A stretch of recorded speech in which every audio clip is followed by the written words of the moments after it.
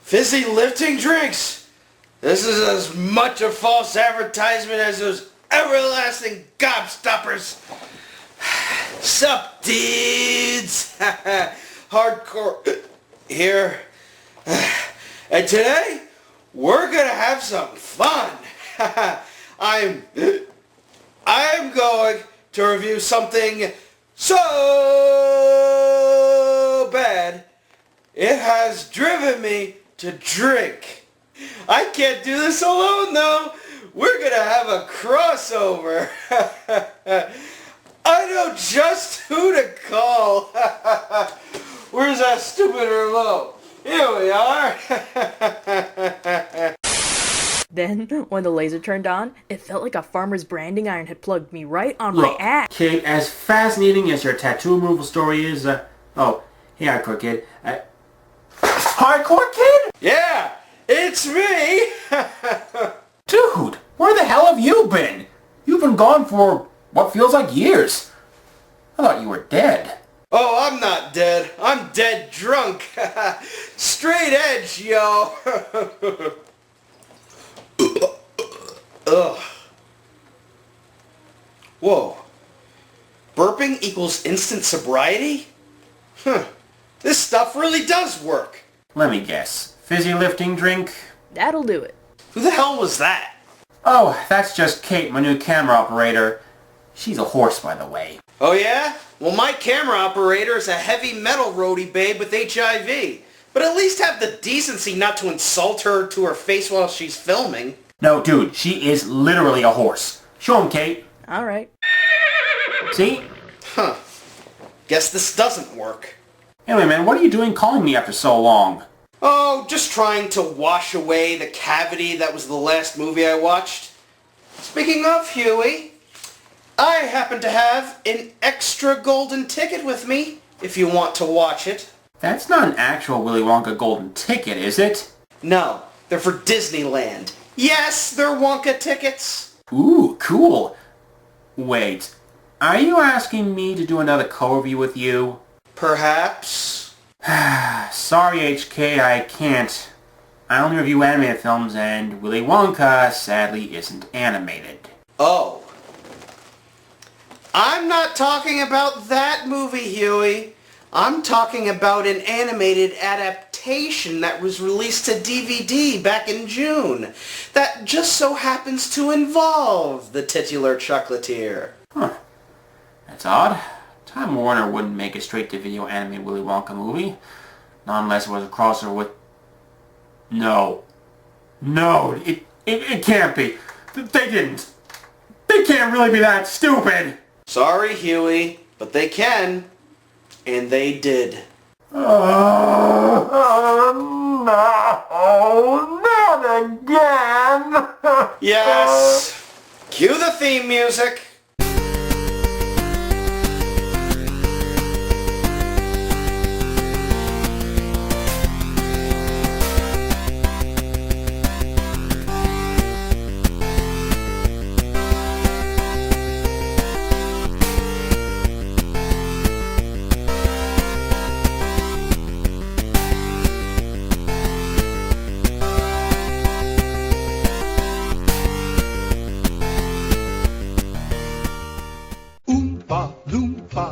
Doo-doo, I've got a perfect puzzle for you. Oompa, loompa, doompa-dee-dee. If you are wise, you'll listen to me. Hey dudes, Hardcore Kid here. Hardcore enough to review kid stuff. And I'm Hewy Toonmore of Hewy's Anime Movie Reviews, the show where I review anime films from old or recent, whether they be hand-drawn, stop-motion, or computer-generated. And today, we're going to be covering a crossover movie between two franchises that you never thought would get made. Tom and Jerry and Willy Wonka and the Chocolate Factory. Can't believe I'm doing this crap again. To the few who haven't seen the original Willy Wonka, it's a 1971 film based on the children's novel Charlie and the Chocolate Factory by Roald Dahl. It stars the late great Gene Wilder as an eccentric chocolatier who owns a factory that features all kinds of weird and crazy candy-making contraptions run by small orange people with green hair called Oompa Loompas. It's fun, it's wacky, and sometimes freaky, but I still consider it one of my favorite movies of all time. I even have a picture autographed by all 5 Wonka kids. I even got Veruca Salt's autograph for free. Yeah, can you believe that? The biggest bitch in this entire movie signs it for free?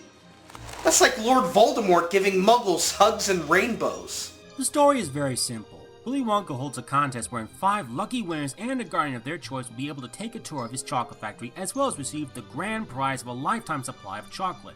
He does this by hiding 5 golden tickets within 5 Wonka bars and ships them all over the world. One of the lucky winners is a poor boy named Charlie Bucket, who brings his grandpa Joe to the factory where they join 4 spoiled kids who get picked off until Charlie is the only one left. Yeah, it's kinda dark, but a lot of Roald Dahl's work have some elements of darkness in them. I mean, have you ever seen The Witches? Anyway, like Hardcore said, it is a classic piece of cinema. I loved it as a child, and I still love it to this day. Now let's talk about Tom and Jerry. One of the most treasured Hanna-Barbera cartoons of all time, Tom and Jerry follows the wacky slapstick antics of a cat and a mouse trying to outwit each other. Since its almost 80-year lifespan, it's had many shows, a theatrical movie, and a dozen direct-to-video releases. The first few straight-to-DVD films were mediocre at best, but over time the quality of each film went from bad to worse, until after completely running out of original ideas, Warner Brothers just decided to make a crossover with one of their other more famous properties. And so, in 2013, they released Tom and Jerry Meets the Wizard of Oz, a crossover wherein the cat and mouse team are shoved into the 1939 musical classic for seemingly no reason other than to bank off the name of one of the most beloved movies of all time. Now, I've already reviewed this film with Isaac the Media Hunter on his show, and I still stand by what I said about the fact that it feels like a self-insert fanfic that some amateur fanboy posted on fanfiction.net, wherein the inserted characters pretty much steal the screen time from the real stars. But Huey, don't you have a fanfiction.net? Shut up! Anyway, aside from having a sequel, I had hoped Warner Brothers would be smart enough never to do anything so stupid and lazy again. But of course my hopes were dashed when I heard they were doing it again. Only this time with Willy Wonka. So are you hardcore enough to dive into a chocolate river of shit and despair?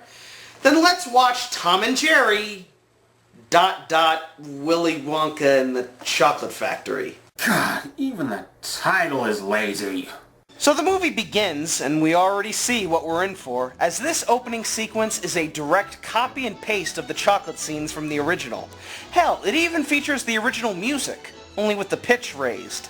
If not for Tom and Jerry's names at the beginning, you'd think this was just a straight-up animated adaptation of Willy Wonka. I have to admit, the animators did do a decent job of recreating the original opening credits animation. However, unlike the original opening credits, this one either skips over most of the chocolate-making footage or fast-forwards what footage there is just to get to the movie, as if the filmmakers didn't think kids had the attention span to sit through 2 minutes and 8 seconds. Why do filmmakers these days not respect children's intelligence? After that, we see one of our title characters, Tom, homeless and hungry and trying to find food, when he comes upon Jerry trying to snatch cheese from a mouse trap. After an unfunny chase scene, resulting in broken teeth and loss of legs, they come across Bill's candy shop, where we get the first song, The Candy Man. Who can take a sunrise, sprinkle it with dew, cover it in chocolate and a miracle or two? The Candy Man. It's not really a bad cover.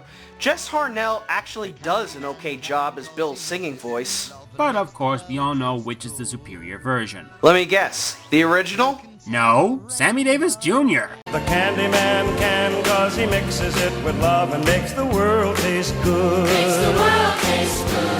Huh, can't argue with that. What distracts me is how creepy and unnatural the human characters look. And holy Jesus! What is that? What the fuck is that? Dear God, what did they do to Charlie? He looks like some creepy plastic doll that got rejected from a Chucky movie for being too scary. So Jerry is able to escape with a cupcake only to get caught by Tom.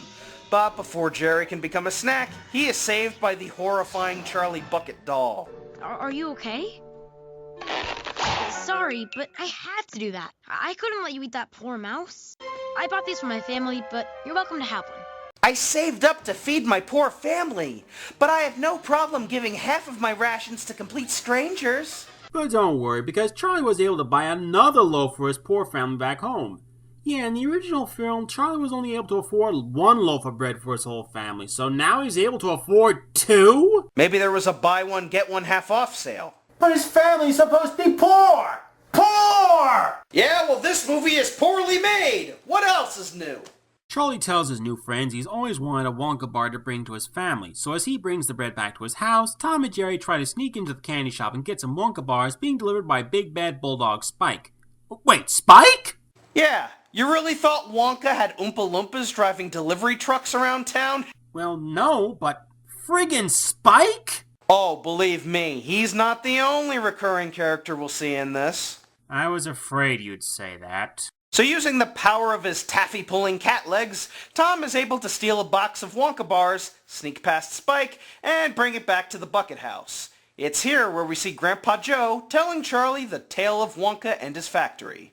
The most incredible candy anyone can imagine. But Grandpa, why did Mr. Wonka lock himself in his own factory? Because of Slugworth. Slugworth wanted to steal all his recipes, every last one. Oh, that Slugworth, he was the worst. What is with this animation? Grandpa Joe looks like some demented psycho, and Charlie has a look of absolute horror, like his grandpa is holding an axe to his head. That, or this movie is directed by Phil Spector.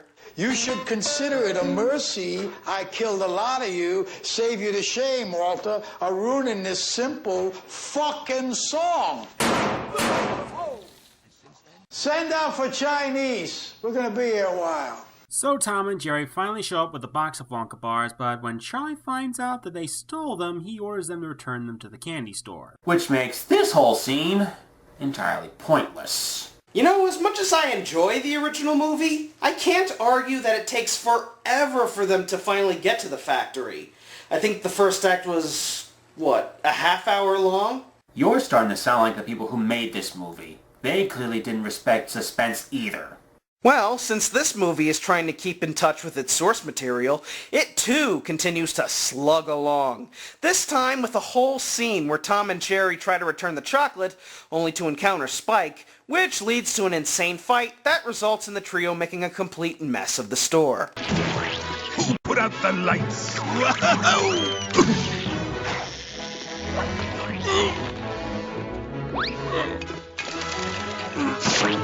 I'll get you, you lousy candy thieves!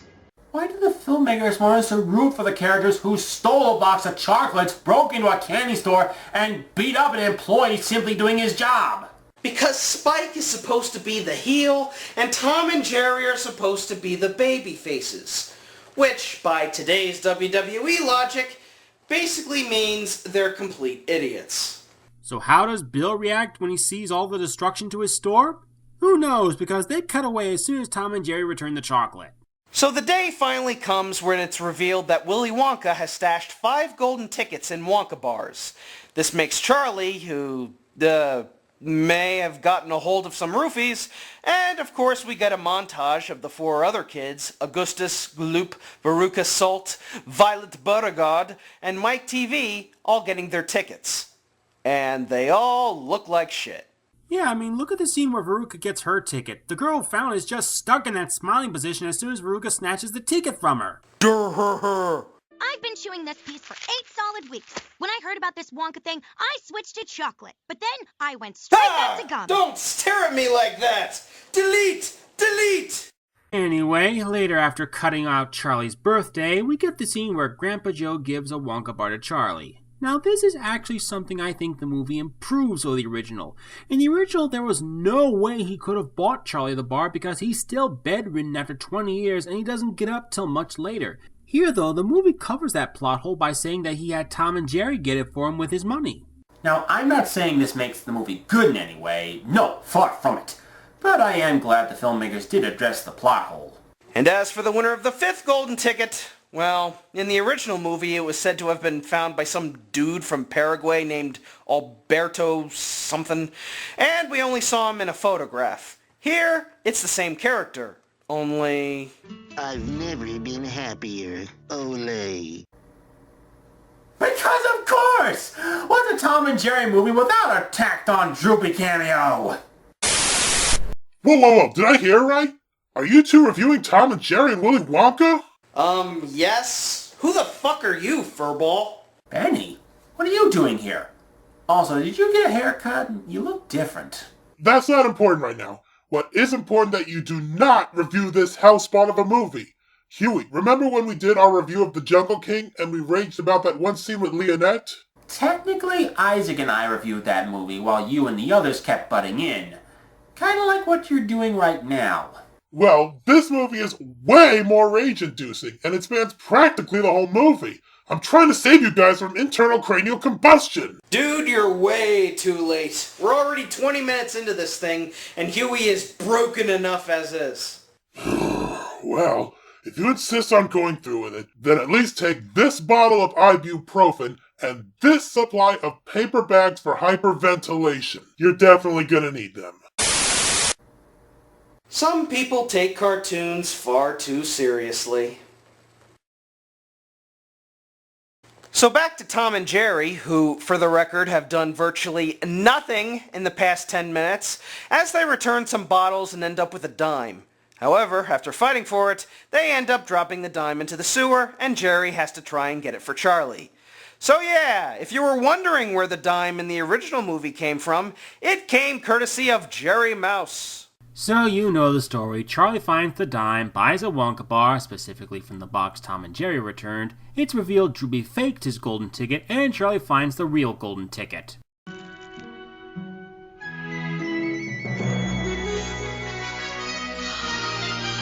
Oh god, that face! It's horrifying! Get it off the screen! Hewy, you have not experienced horror until you've witnessed this next scene. As Tom and Jerry help Charlie escape the mob of people, we get the scene from the original where he runs down a tunnel and right into Arthur Slugworth, owner of Slugworth Chocolates and rival to Willy Wonka, who earlier had been seen whispering into the ears of the other 4 golden ticket winners. And for some reason, looks like a combination of the Grinch and Judge Doom and speaks with a German accent while constantly waving around his arms like an octopus on angel dust. He is currently developing an incredible invention, the everlasting gobstopper. If he's successful, he'll bankrupt me. So I need your help.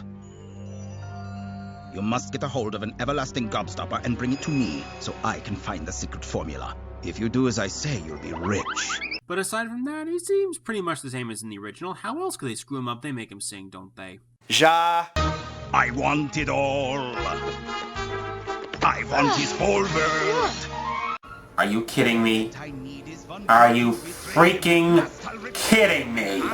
They gave Veruca Salt's song to Slugworth? That's just as bad as giving Tuffy the Cowardly Lion song to sing in the Oz crossover. And, as if that wasn't bad enough, this scene also has its own personal tunnel mindfuck. Why? Why ruin one of the best songs in the movie and throw in some crazy effects for a character who played a very minor role in the original? Because this movie wants to make Slugworth the main villain. Now, I wouldn't have much of an issue with this because, hey, it's cool that the movie is actually doing something different, but why with such an over-the-top spectacle like this? Yeah, I mean, they turn into chalk drawings on the wall with Slugworth turning into a factory, a rat, then a cockroach, and then afterwards is flushed down the drain like Dorian Tyrell in The Mask? What the hell is this? Another one of the Brave Little Toaster's nightmares? This is intolerable! So Charlie, Tom, and Jerry manage to escape back home. Charlie decides he wants to take Grandpa Joe with him to the factory. And after finally getting out of bed for the first time in 20 years, we now get to hear this movie's rendition of I've Got a Golden Ticket. I never had a chance to shine, never a happy song to sing, but suddenly half the world is mine. What an amazing thing, 'cause I've got a golden ticket. It's ours, Charlie.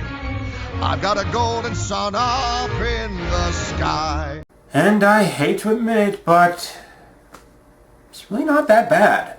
No, it's actually a very good cover. Almost sounds identical to the original. But guess what it's ruined by? Tom and Jerry. Golden twinkle in my eye. This is another complaint I made in the Oz review. Instead of letting us enjoy the songs on their own, we're constantly being distracted by Tom and Jerry's antics. It almost makes me glad that they cut out Cheer Up Charlie. I mean, could you imagine Charlie's mom singing this nice, soothing song and it's being interrupted by Tom trying to whack Jerry with a frying pan? I never dreamed that I would climb over the moon in ecstasy, but nevertheless it's there that I'm shortly about to be.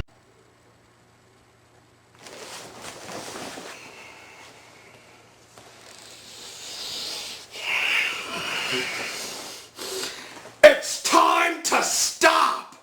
It's time to stop, okay? No more! This is cancer! This is so much cancer that I can feel the tumors growing on my back! Can you help a wigger out and please stop this? What, did you think I was gonna insert Filthy Frank into this video too? You're dumb. Hooray! It's finally the day of the tour. This means we can finally get into the factory, right? No! First we gotta rip off the scene in the Polar Express where Tom and Jerry have to save Charlie's ticket. I've had enough of this stalling. Just show Wonka already!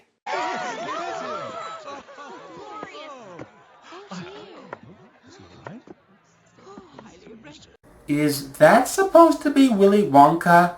Yeah, if he was made out of a rubber band. That, and he looks absolutely nothing like Gene Wilder. His hair is brown and combed, whereas in the original film it was orange, frizzy, and wild. The nose is all wrong, and those cheeks are so goddamn puffy. I mean, the Wonka from the early thousands candy ads looked more like Gene Wilder. So did Paw Tucket Pat from the Family Guy parody. Hell, you could even say the original book illustration looked more like Wilder than this guy, minus the beard. Well, if he hated Tim Burton's remake, there was no way in hell he was gonna allow his likeness to be used for this piece of crap. That and the other actors are either all grown up and have moved on, or have died by this point.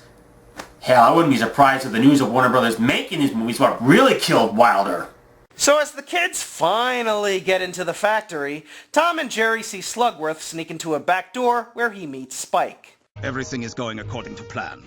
Charlie Bucket and the other children suspect nothing. By the end of the day, Charlie Bucket will get exactly what's coming to him. And then this chocolate factory will have a new owner. Why only Charlie? Why don't the other kids get credit? Because they're dumb and completely incapable of running a factory? Then again, these writers are incapable of writing an original movie. Violet Beauregard. Darling child, welcome to my chocolate factory. They told me inserting Tom and Jerry and Willy Wonka would be a bad idea, but I didn't listen. So Tom and Jerry try to sneak into the factory, only to be confronted by Spike, who recognizes them, so they take the Augustus Gloop method of escape and crawl up a pipe into the fudge room. Why is there a pipe that goes from the fudge room to the outside? I have no idea. Who dares trespass into my candy factory? Wait. That voice. No! Oh no! It can't be! Oh yes. Weighing in at 248 grams! Here's Tuffy! Don't you know it's dangerous down here? God, shoot me. Yes, this is Tuffy, once again voiced by Kath Soucie. Here he's portraying an Oompa Loompa intern. He wants to join the Oompa Loompas, but for some reason they won't accept him because there's a height restriction.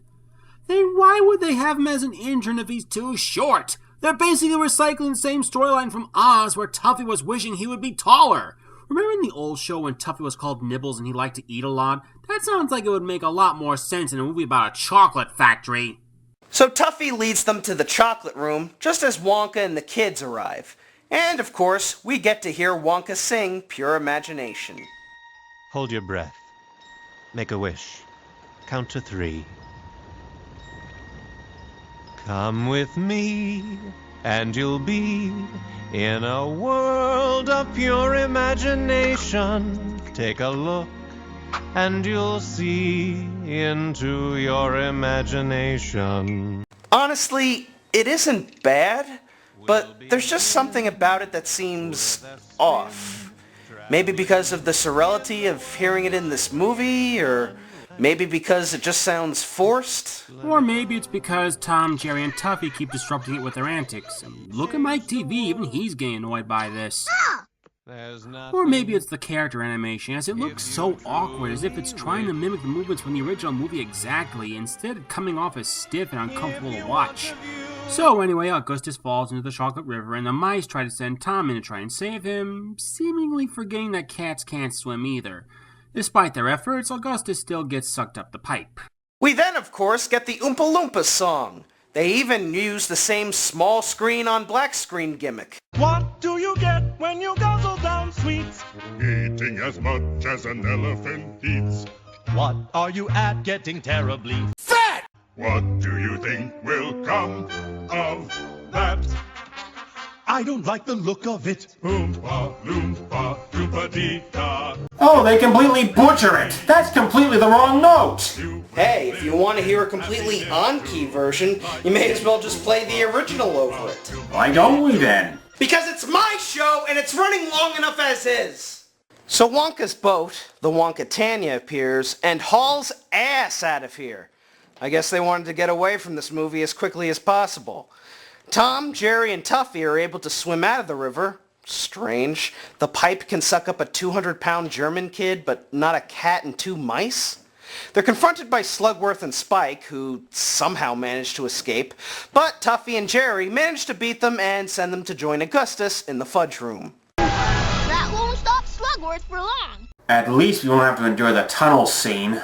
Yes, we do!